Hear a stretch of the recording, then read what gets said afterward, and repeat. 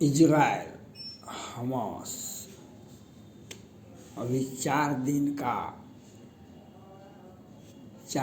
का युद्ध विराम हुआ है। यह आगे भी बढ़ सकता है, लेकिन शर्त है कितने हमास संगठन में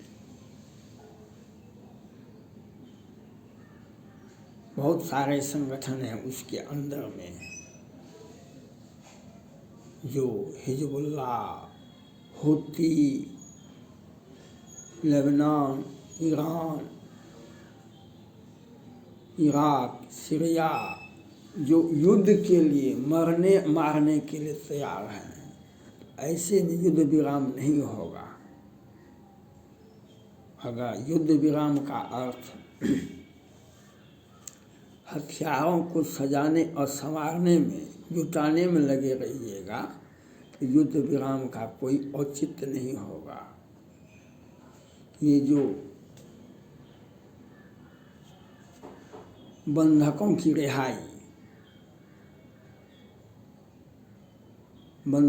रिहाई 100% होना चाहिए।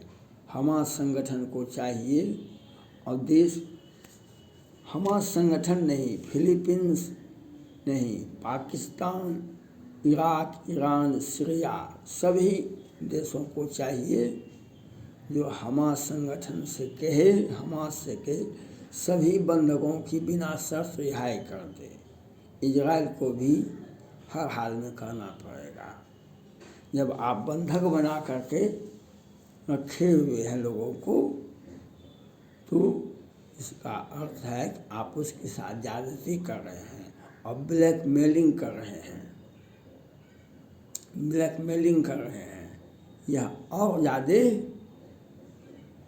आप जो यह चाहते हैं हम 2-4 मिसाइल फेंक देंगे, दुनिया डर जाएगी। दुनिया जिस भाषा का प्रयोग पाकिस्तान करेगा, जिस भाषा का प्रयोग हमास करेगा, जिस भाषा का प्रयोग हुती करेगा, जिस भाषा का प्रयोग हिजबुल्लाह करेगा, उसी भाषा का प्रयोग अमेरिका करेगा। और अमेरिका ही नहीं करेगा, इजराइल भी करेगा। इजराइल ही नहीं करेगा, विश्व के अधिकांश शक्तियाँ वह करेगा जो आप चाहेंगे। इसलिए 100% बंधकों की रिहाई होनी चाहिए, शांति होनी चाहिए, और सुरक्षा परिषद में आपात बैठक बुलाना चाहिए, जो वहाँ पर शांति हो और बंधकों की रिहाई हो। आगे युद्ध नहीं होना चाहिए। अगर छद्म युद्ध करना चाहते हैं तो हुती ने एक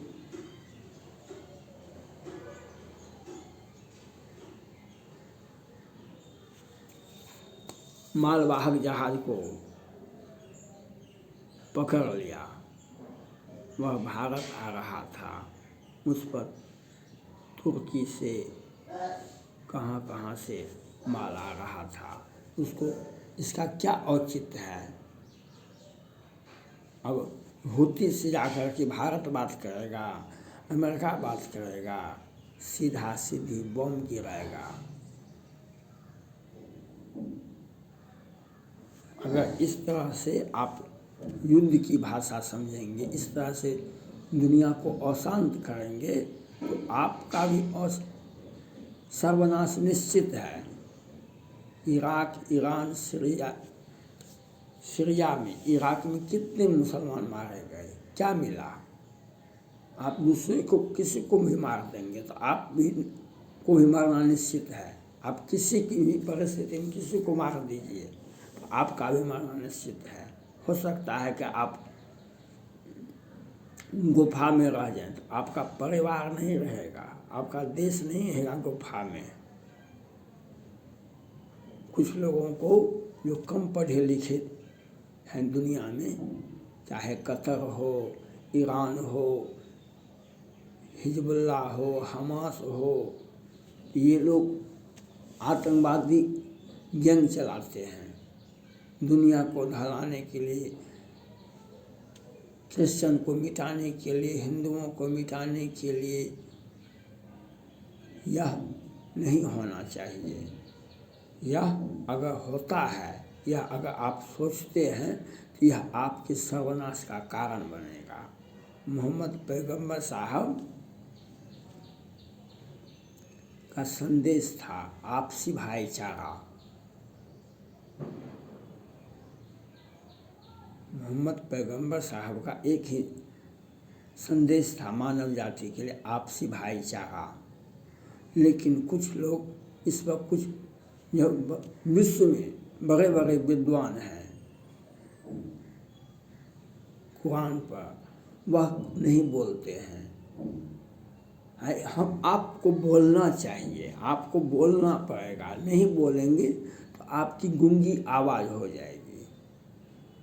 हम बोल रहे हैं तो कुछ लोगों को अच्छा लगेगा, कुछ लोगों को खराब लगेगा, कुछ तो लोगों को तो अच्छा लगेगा, वह तो बोलेंगे। तो युद्ध विराम अवश्य होना चाहिए। युद्ध विराम हो गया 4 दिन का, लेकिन हमास संगठन, कतर, ईरान, इराक, सीरिया, हुती, हिजबुल्लाह, बहुत सारे संगठन जो हैं, जो जिसको बड़े बड़े पाकिस्तान से लेकर के ईरान, इराक, सीरिया तक हथियार और पैसा देते हैं, मजबूत संगठन बनाते हैं, वह मन में जो पाले हुए हैं, जो हम कतर ने वो अपना सब कुछ दौ पर लगा दिया कि हमारे पूर्व 8-9 सैनिकों को फांसी दे देंगे हम।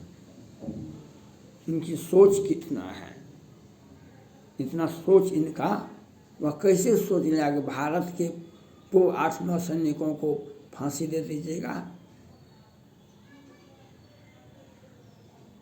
यह सोचा कैसे आपने? आप इसका विकसित मानसिकता नहीं है, वह किसी के इशारे पर ऐसा काम करता है, तो यह दुर्भाग्य की बात है। यह दुर्भाग्य की बात है जो आपका अपना देश का नुकसान करेंगे। आज भारत गैस नहीं लेगा, तेल नहीं लेगा, तो पैसा कहाँ से आएगा? कतर को पैसा कहाँ से आएगा? चीन का बाजार बंद हो गया, चीन का बाजार बैठ गया। क्यों?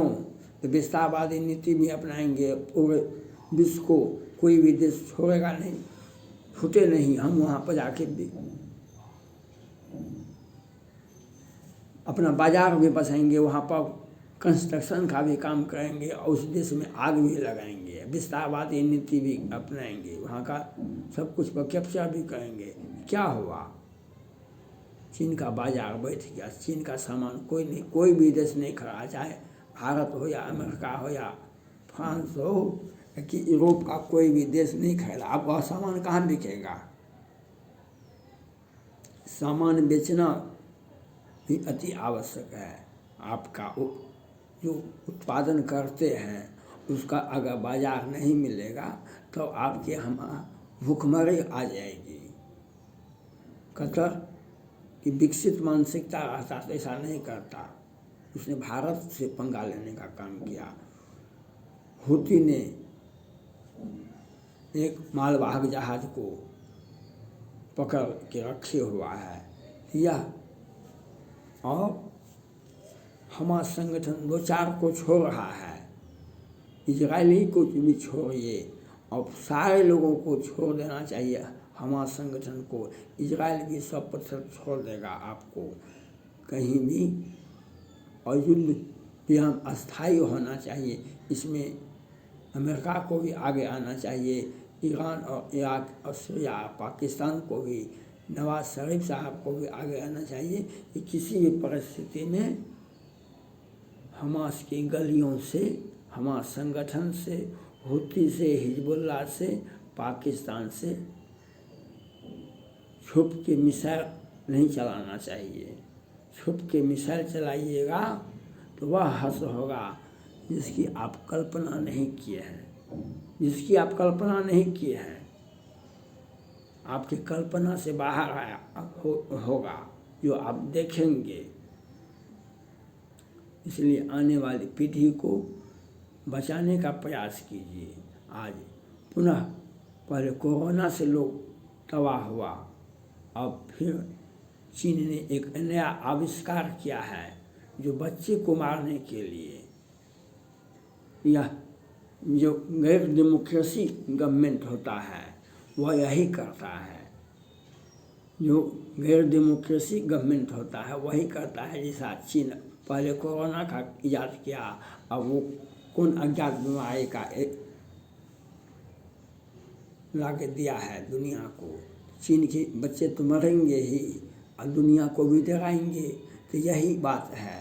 तो इसलिए आप सत्ता में बैठे हैं, चाहे हिजबुल्लाह हो या ईरान हो या तेहरान हो या इराक हो कि सीरिया हो कि पाकिस्तान हो, शांति एक ही रास्ता है। शांति का एक ही रास्ता है जो आप दोनों बंधकों को, हमास संगठन को चाहिए कि वह इजराइल समेत सभी बंधकों को रिहाई कर दे। इजराइल भी करेगा। और अगर आप इसमें कहीं आप छुप छुप के मिसाइल फेंकेंगे तो आपने इजराइल पर हमला किया, इजराइल के साथ अनेक देश आ गए, अब क्या कितना मरा वह आप नहीं बताएंगे। आप बचे रहे यही समझना आपकी भूल होगी। इसलिए युद्ध विराम 4 दिन का हुआ यह अच्छी बात है, लेकिन उसका उपयोग करना हमास, पाकिस्तान, कतर और ईरान और इराक और सीरिया को करना पड़ेगा। अगर आप इसी प्रकार से आप कहेंगे हम 2 अरब जनसंख्या है, हम इसी प्रकार से हमला करते रहेंगे, तो यह आपकी भूल होगी और आप खुद माल्थस के सिद्धांत के साथ आपकी जनसंख्या घट जाएगी। इसलिए मोहम्मद पैगंबर साहब का जो संदेश है, आपसी भाईचारा दिल में दिल में लिए, गले में गले में लिए और हर हाल में अस्थाई शांति होनी चाहिए, यह हमास के ऊपर है, ये हिजबुल्लाह के ऊपर है, ये हुती के ऊपर है, ये पाकिस्तान के ऊपर है, ये कतर के ऊपर है। यह सोचना आपका काम है। अगर शांति नहीं हुई, चाइना तो चाहता ही है किसी तरह से क्रिश्चियन और मुसलमान दोनों आपस में लड़े। यह आपको समझना पड़ेगा। ईरान को, कतर को, जो आप किसी भी प्रकार से युद्ध की विभीषिका को आगे मत बढ़ाइए, किसी के बहकावे मत आइए और अपना हथियार छुपा के रखिए, क्योंकि आपसे लंबी लंबी हथियारें दुनिया के अनेक देशों के पास में है। आप मिट सकते हैं। आप कुछ को मारेंगे तो आप मिट जाएंगे। यह सोचना आपका काम है। और अस्थाई युद्ध कोई विकल्प नहीं है। किसके लिए युद्ध कर रहे हैं? इसलिए शांति होना चाहिए। थैंक्स।